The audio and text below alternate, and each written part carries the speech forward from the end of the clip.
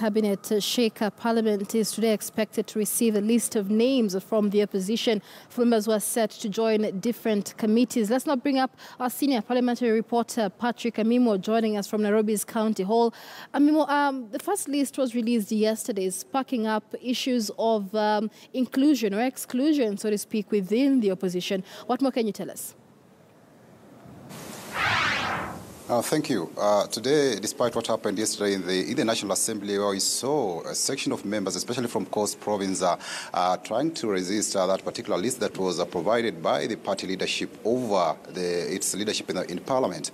Today, we're looking at the nominations to the East African Parliament. Remember, this particular Parliament was to be in place by probably by July or August, because the regional Parliament ended its term on June 30th. But then Kenya was supposed to nominate its list of 9 members to that regional parliament, and this was expected to be done by July 15th, but it never came to be because of the wrangles within Jubilee and CORD by that particular time, because that time round we saw that Jubilee had brought in a list of 15 nominees, and we saw the opposition CORD trying to maintain their list of 5, and there was a standoff over that particular list, which made sure that that particular arrangement, the 11th Parliament, could not nominate members that will represent Kenya to the East African Parliament. That's why when the Parliament broke into recess to allow for the August 8th elections, then with the 12th Parliament, now that's the one that is charged with the responsibility to ensure that the regional Parliament has its 9 members. And today is the day when now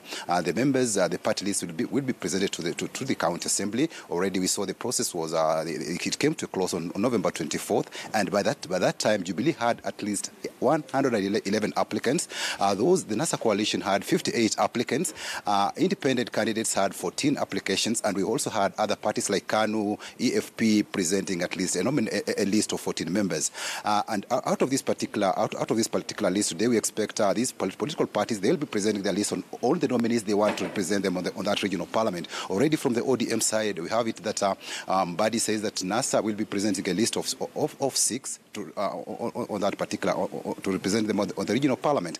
The ODM was supposed to have 3 slots, but it's decided it's donated 1 slot to ANC, 1 slot will go to Wiper Party, and 1 slot will go to for Kenya. So according to the opposition NASA, they'll only present 6 members from their position, from their side, to represent EALA. For the Jubilee side, the list is not yet it's not yet clear how many members they'll be presenting before this particular committee that is now being headed by this particular team that is being headed by speakers from both the Senate and National Assembly to receive the names of the applicants. And for you to qualify for the regional parliament, you must also meet the same qualifications as a member of parliament in a particular respective state. So these particular regional parliaments includes those East African countries that represent the region, and Kenya has a slot of 9 members to represent us in the parliament that has that normally sits in Arusha, Tanzania. All right.